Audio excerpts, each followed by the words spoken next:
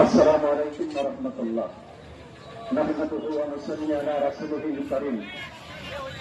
বাংলাদেশ জামাত ইসলামী বাউশা ইউনিয়নের বর্বরচিত হামলার প্রতিবাদে আজকের এই বিক্ষোভ সমাবেশ।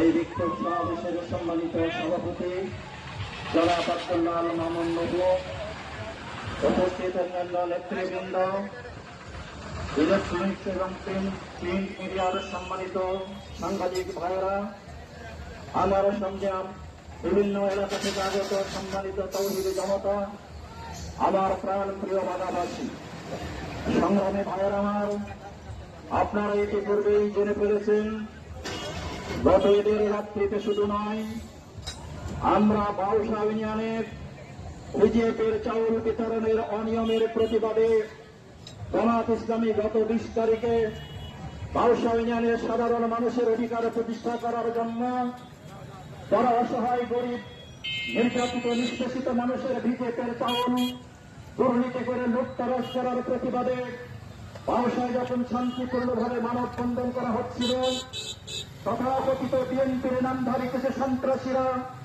আমাদের শান্তিপূর্ণ মানববন্ধনে এসে আঘাত করে।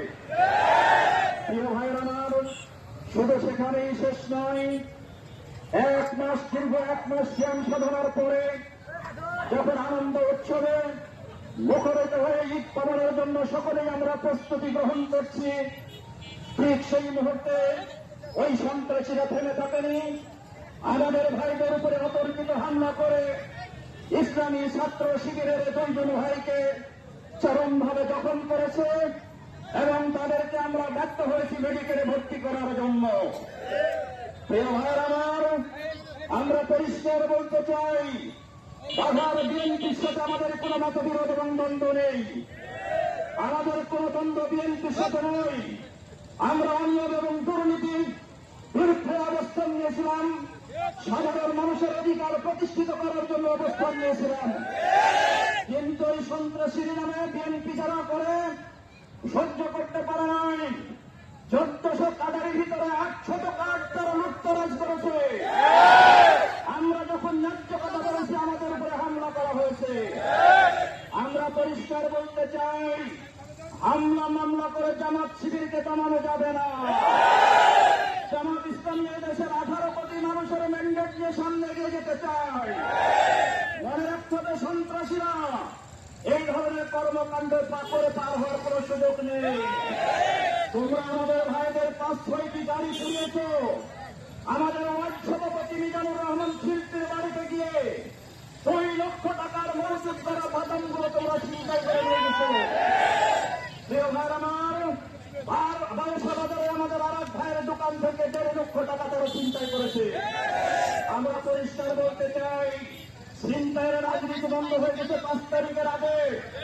যদি নতুন ভাবে আবার কেউ ছিনতাই করেন এবং জনগণের অধিকার নিয়ে ছিনিয়ে ফেলার চিন্তা করে, এদেশের 18 কোটি জনতাকে নিয়ে উচিত শিক্ষা দেওয়া হবে ইনশাআল্লাহ।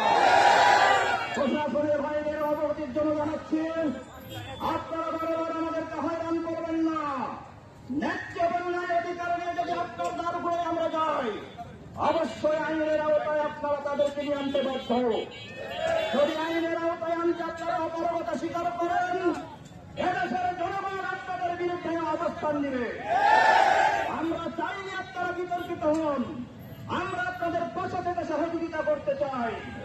যদি আপনারা এই ব্যাপারে অপারগতা শৈথিল্য প্রদর্শন করেন অথবা আপনাদের যদি কোনো কিছুটা আমরা লক্ষ্য করি, এদেশের মানুষকে আমরা আর ধরে রাখতে সুযোগ পাব না। সাংবাদিক ভাইরা, আপনাদের কাছে আমাদের যত্ন হন, আমরা অন্যায়ের বিরুদ্ধে প্রতিবাদ জানিয়েছি। বিজেপির কার্ডের মতো কার্ড, যেখানে মাত্র 8 কেজি 10 কেজি করে চাউল দেওয়া হয় ঈদের আগে সাধারণ মানুষের ভোকাভাঙ্গা মানুষের জন্য, সেই চাউলকে ছিনতাই করা হবে। সেই চাউল যারা ভুক্তভোগী তারা পাবে না, কাঠভারীরা পাবে না। আপনারা সন্ত্রাস করে সন্ত্রাসী জায়গায় আত্মসাৎ করার চেষ্টা করবেন, এটা মেনে নেওয়া হবে না। পরিশেষে আমি উদাত্ত আহ্বান জানাচ্ছি, সম্মানিত ভাইরা আমার প্রাণ প্রিয় বাংলাবাসী, আপনাদেরকে অনুরোধ জানাবো, আপনারা আমাদের সাথে থাকুন। অন্যায় দূর করতে চাই, দুর্নীতি দূর করতে চাই, এদেশের গরিব দুঃখী অসহায় মানুষের অধিকার প্রতিষ্ঠিত করতে চাই।